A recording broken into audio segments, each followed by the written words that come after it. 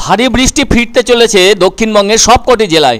অন্যদিকে আরও 7 দিন উত্তরবঙ্গের সব জেলাতেই হালকা থেকে মাঝারি বৃষ্টির পূর্বাভাস দিল আলিপুর আবহাওয়া দপ্তর। তবে বৃহস্পতিবার উত্তরবঙ্গের একাধিক জেলার কোনো কোনো জায়গায় বজ্রবিদ্যুৎ সহ বৃষ্টিপাত হতে পারে। ওই জেলাগুলি হলো দার্জিলিং, কালিম্পং, জলপাইগুড়ি, আলিপুরদুয়ার ও কোচবিহার। এছাড়াও শুক্রবারের জন্য উত্তরবঙ্গের কোনো জেলার ব্যাপারে সতর্কবার্তা নেই। তবে শনিবার জলপাইগুড়ি ও কালিম্পংয়ের কোনো কোনো জায়গায় ভারী বৃষ্টিপাত হতে পারে।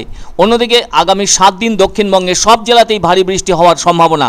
ভারী বৃষ্টি হতে পারে দক্ষিণ 24 পরগনা ও পূর্ব মেদিনীপুরের কোথাও কোথাও। এছাড়াও শনিবার ভারী বৃষ্টি হতে পারে উত্তর 24 পরগনা, দক্ষিণ 24 পরগনা, পূর্ব ও পশ্চিম মেদিনীপুর, কলকাতা, হাওড়া ও হুগলিতে। আবার কলকাতার ক্ষেত্রে মঙ্গলবারও কলকাতা ও তার আশেপাশের এলাকায় থাকছে মেঘলা আকাশ। 2-1 পশলা বৃষ্টি ও বজ্রবিদ্যুৎ সহ বৃষ্টিপাতের পূর্বাভাস দেওয়া হয়েছে। এদিন কলকাতার সর্বোচ্চ তাপমাত্রা ছিল 32 ডিগ্রি সেলসিয়াস এবং সর্বনিম্ন তাপমাত্রা ছিল 27 ডিগ্রি সেলসিয়াস। অন্যদিকে দক্ষিণ ওড়িশার নিম্নচাপটি ক্রমশ সরে গিয়ে ছত্তিশগড় ও বিদর্ভ এলাকায় অবস্থান করছে। হয়তো এর ফলে মৌসুমি অক্ষরেখা বাংলা থেকে আরও দূরে সরে যাচ্ছে। ওই মৌসুমি অক্ষরেখা এদিন দুপুরে গোপালপুরের ওপর দিয়ে বঙ্গোপসাগর পর্যন্ত বিস্তৃত রয়েছে। 19শে জুলাই নিম্নচাপ তৈরি হবে বঙ্গোপসাগরে। নিম্নচাপ তৈরি হবে উত্তর পশ্চিম ও পশ্চিম মধ্য বঙ্গোপসাগরে। মূলত এটি উত্তর অন্ধ্রপ্রদেশ ও দক্ষিণ ওড়িশা সংলগ্ন উপকূলে অবস্থান করবে। আর আবহাওয়ার পূর্বাভাস অনুযায়ী বুধবার থেকে শুক্রবার পর্যন্ত উত্তরবঙ্গে ফেয়ারলি হোয়াইট স্প্রেড রেইন হবে। তবে 21শে জুলাই কলকাতা সহ দক্ষিণবঙ্গের বেশিরভাগ জেলাতেই ভারী বৃষ্টির পূর্বাভাস দিয়েছে। আবার অন্যদিকে আলিপুর আবহাওয়া দপ্তরের পূর্বাভাস অনুযায়ী একটি ঘূর্ণাবর্ত রয়েছে নাগাল্যান্ড ও গুজরাটে। এর পাশাপাশি আরও একটি ঘূর্ণাবর্ত রয়েছে গাঙ্গেয় পশ্চিমবঙ্গ, ঝাড়খণ্ড ও ওড়িশা সংলগ্ন এলাকায়। মৌসুমী অক্ষরেখা সম্বলপুর ও পুরী হয়ে দক্ষিণ পূর্ব দিকে এগিয়ে পূর্ব ও মধ্য বঙ্গোপসাগর পর্যন্ত বিস্তৃত। বুধ ও বৃহস্পতিবার বৃষ্টির পরিমাণ কমবে দক্ষিণবঙ্গে। এদিকে এই মুহূর্তে দক্ষিণবঙ্গের কোনো জেলাতেই টানা ভারী বৃষ্টির পূর্বাভাস নেই।